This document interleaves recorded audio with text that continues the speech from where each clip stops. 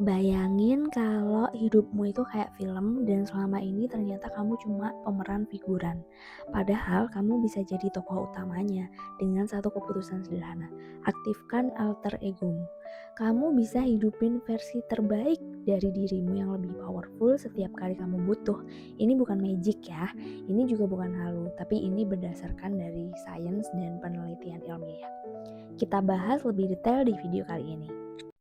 Life is beautiful. It is more how you craft yourself in it. It is art.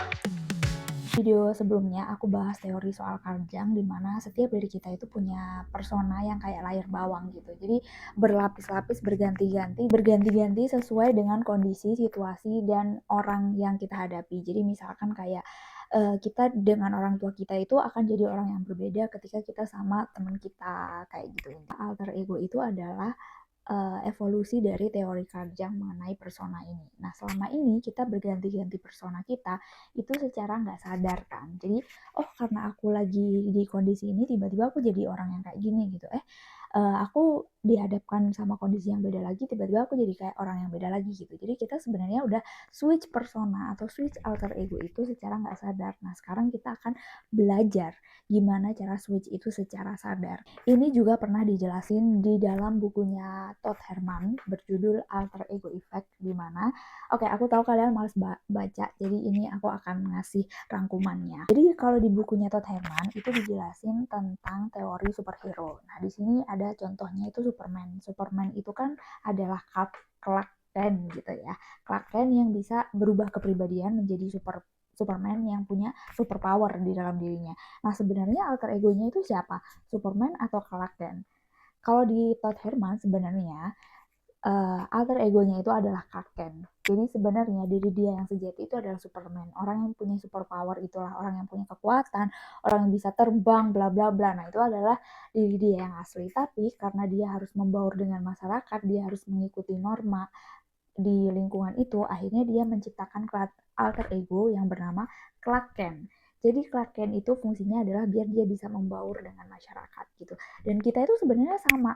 Kita kalau misalkan kita menjadi diri sendiri, kita itu setiap orang itu akan berbeda. Setiap orang itu punya otentiknya masing-masing. Secara nggak sadar, diri kita itu banyak yang terpendam dan akhirnya kita menciptakan alter ego kita supaya kita itu diterima di masyarakat gitu. Jadi sebenarnya di dalam diri kita itu ada Superman-Superman itu.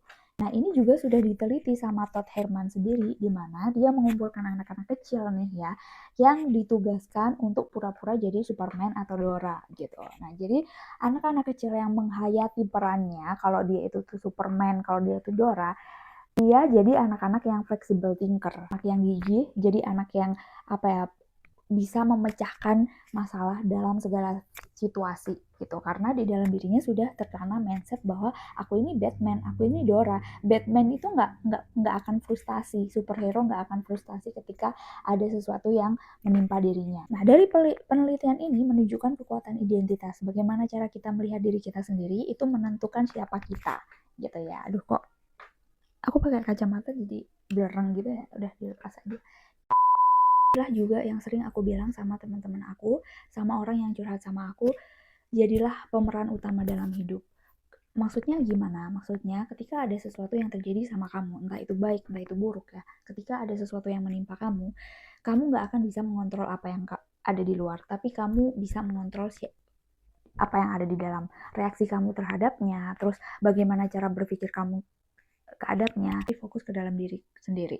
Karena kamu adalah pemeran utamanya, bukan mereka. Kamu nggak bisa ngontrol mereka. Kayak misalkan ada orang yang fitnah kamu, ada orang yang kayak dengan sengaja apa yang merugikan kamu nggak bisa mengontrol dia. Kamu bukan Tuhan yang bisa mengontrol otaknya dia. Yang bisa kamu kontrol siapa? Diri kamu sendiri. Mau pada akhirnya kamu sembuh dari anxiety disorder, mau pada akhirnya kamu kayak taking action atau apa ya, melakukan sesuatu untuk mencapai mimpimu, itu semua tergantung kepada kamu, pada diri kamu sendiri gitu. Jadi kamu pemeran utama, kamu nahkoda di kehidupan kamu sendiri gitu. Jadi waktu itu aku pernah lihat quote di salah satu kuil di Thailand gitu, yang di situ ada gambar lotus, bunga lotus. Terus bunga lotus itu adalah mempresentasikan perubahan gitu.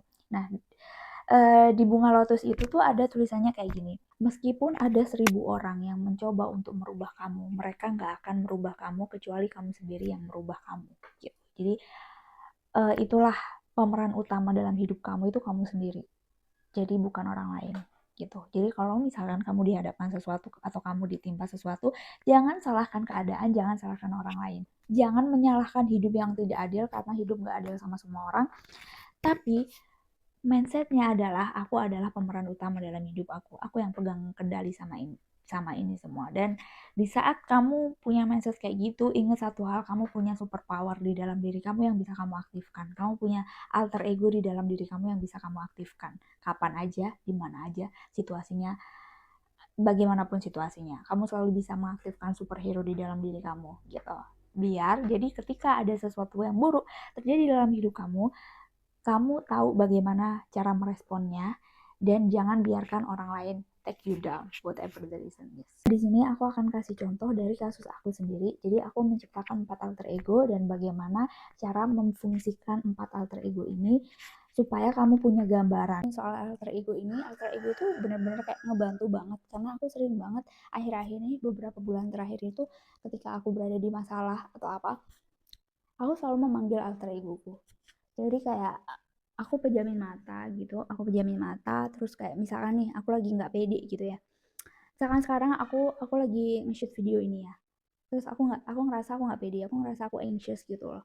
Aku ngerasa aku cemas atau apa gitu. Aku akan merem dan aku akan bayangin Kiona hadir. Kalau Kiona hadir, apa yang akan dia lakukan? Ya udah, dengan itu mindset aku tuh langsung swift gitu.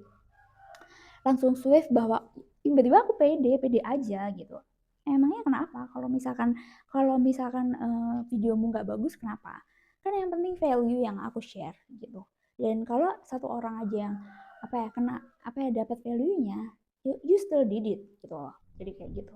Jadi memang menciptakan alter ego itu sangat-sangat berguna sih gitu. Kalau dari sini kamu udah paham tentang alter ego ini, sekarang aku akan bantu kamu buat nyiptain alter ego kamu. Yang pertama itu self awareness, yaitu mengamati diri sendiri, sadar diri, mawas diri, mengamati diri sendiri, jadi CCTV diri kamu sendiri. Jadi kamu temukan persona kamu. Jadi misalkan kamu lagi di teman kamu, biasanya kamu tuh behave-nya kayak gimana sih? Perhatikan semua reaksi-reaksi kamu terhadap segala situasi yang kamu hadapi dan terhadap orang-orang yang kamu ketemui gitu ya. Misalkan kayak kamu ada teman kamu yang tiba-tiba ngomong kasar sama kamu, terus tiba-tiba kayak kamu nyolot ke dia, kamu marah-marahin dia dan bla bla bla gitu. Nah, kamu dari situ kamu bisa refleksi diri gitu. Oh, tadi aku kayak gini. Jadi kamu jadi CCTV diri kamu sendiri gitu. Untuk aku lagi baca buku bagus banget, guys. Ini judulnya Mindfulness for Success. Mindfulness for Success karya Tim Westflick. Nah, di sini aku udah coret-coret nih. Sini ada praktis atau latihan yang namanya nasib baik atau nasib buruk. Nah, belajar awareness itu sebenarnya mengamati reaksi kita ketika kita berada di sesuatu dan mengamati persepsi kita terhadap hal itu.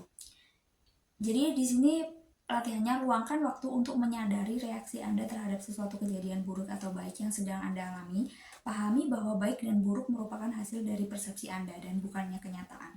Ketika ada sesuatu yang baik atau buruk datang ke kamu mawas diri, kamu sadari reaksi kamu bagaimana, terus dan kamu sadari persepsi kamu terhadap situasi itu seperti apa gitu. Jadi misalkan ya di sini diterangkan suara burung gagak yang memakakkan telinga dianggap sebagai pertanda akan adanya nasib buruk yang akan melanda suatu tempat. Sebaliknya di sebuah suku di Afrika, burung gagak dipelihara dan dinikmati suaranya.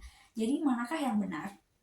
Tidak, keduanya. Yang terjadi adalah masing-masing memiliki persepsi yang berbeda yang mengkristalkan sebagian menjadi keyakinan. Sama halnya dengan nasib baik dan nasib buruk gitu. Semua tentang persepsi ya. Jadi ketika kamu dihadapkan pada situasi buruk, kenapa itu kok situasi buruk? Kenapa itu kok situasi baik? Itu semua tergantung sama persepsi kamu. Jadi tergantung dari bagaimana kamu memaknai itu. Jadi ya contohnya kayak burung gagak gitu ya. Burung gagak mungkin di beberapa tempat dianggap sebagai malapetaka. Kalau ada burung gagak berarti ih gila, ini mau ada orang meninggal nih, mau ada malapetaka nih datang ke desa ini gitu. Tapi di Afrika burung gagak itu justru malah dikagum-kagumi karena menurut mereka burung gagak itu suaranya indah, malah dipelihara, dikagumi gitu. Nggak ada yang takut burung gagak di sana gitu. Jadi itu kan hanya persepsi gitu. Nah, jadi belajar aware tentang persepsi kamu dan reaksi kamu ketika terjadi sesuatu gitu. Nah, terus cara yang kedua adalah menulis journaling. Timpa kejadian ini itu kamu sudah refleksi dan pada akhirnya kamu kayak sudah mawas diri, kamu sudah bisa mengenali reaksi kamu ABCD. Kemudian kamu ambil buku jurnal kamu, tulis di buku jurnal kamu. Misalkan nih hari ini aku misalkan temen aku ngatain aku B gitu, terus aku sakit hati gitu misalkan. Nah, reaksi kamu ketika sakit hati itu gimana? Misalkan kamu tiba-tiba kayak jorokin teman kamu gitu, kamu tampar teman kamu, atau misalkan kamu kayak defensif, kamu kata-katain balik teman kamu, kamu nyakitin egonya teman kamu dengan perkataan kamu yang kasar gitu ya. Tulis aja kayak hari ini aku menghadapi kejadian ini, terus reaksi aku kayak gini-gini, dan pemikiran aku, persepsi aku terhadap itu tuh gimana. Oh, ini perkataan ini tuh kasar dan bisa bikin sakit hati orang. Nah, itu kan persepsi, tulis aja gitu. Dan itu belajar mawas diri. Dari jurnal itu kamu akan mengumpulkan data-data, dan di situ kamu akan mengalami self discovery atau penemuan diri terhadap alter ego kamu, dan bisa menciptakan alter ego kamu, dan kamu bisa nge-switch ketika kamu sudah fix, oh ternyata aku tuh orangnya kayak gini-gini ya. Kamu akan bisa mudah nge-switch alter ego ketika alter ego itu sudah strong. Dan cara menemukan, pertama kamu harus menemukan alter ego kamu. Ketika kamu sudah menemukan alter ego kamu dari data-data itu, kamu strongin lagi kepribadiannya dia. Setelah kepribadiannya dia kuat, kamu akan mudah switch alter ego itu gitu. Kalau kamu nonton sampai sini, berarti kamu sudah siap berubah, siap bertumbuh, dan siap jadi tokoh utama dalam hidupmu. Aku di sini buat nemenin perjalanan kamu. Yuk, lanjut ke video berikutnya.